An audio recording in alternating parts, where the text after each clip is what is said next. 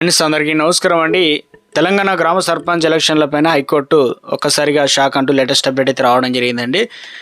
ఆ వివరాలు ఏంటనేది కూడా వీడియోలో తెలుసుకుందాం. వీడియోను చివరి వరకు చూడండి, అర్థమవుతుంది. మరోసారి ఛానల్ వస్తే తప్పకుండా సబ్స్క్రైబ్ చేసుకోండి. చూస్తున్నారు కానీ లైక్ చేయడం మర్చిపోతున్నారు. దయచేసి లైక్ చేయండి. లేట్ చేయకుండా ఎలాగైతే వెళ్ళిపోదామండి.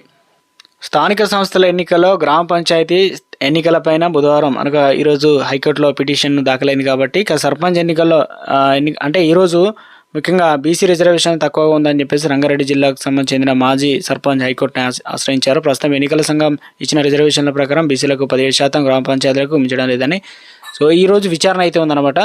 అది జీవో 46కు విరుద్ధం అని చెప్పేసి హైకోర్టులో పిటిషన్ దాఖలైంది. సంగారెడ్డి జిల్లాకు చెందినటువంటి మాజీ సర్పంచ్ ఆగమయ్య తరపు ముఖ్యంగా సంగారెడ్డి జిల్లాలో 613 గ్రామ పంచాయతీలు ఉండగా కేవలం 117 స్థానాలకు మాత్రమే బీసీలకు కేటాయించారని పిటిషనర్ తరపున న్యాయవాది హైకోర్టును అయితే తెలిపారు. పిటిషన్ తరపున వాదనలు విన్న విచారణకు రేపటికి వాయిదా వేసిందంటే ఈ రోజు అయితే విచారణ చేయనున్నారనమాట. ఇప్పటికే పలు కారణాల వల్ల వాయిదా పడిన లోకల్ బాడీ ఎలక్షన్ డిసెంబర్ 11, 14, 17 తేదీలో నిర్వహించాలని రాష్ట్ర ఎన్నికల సంఘం నోటిఫికేషన్ కూడా రిలీజ్ చేసింది. ఈ క్రమంలో రిజర్వేషన్లు కూడా ఖరారు చేసింది.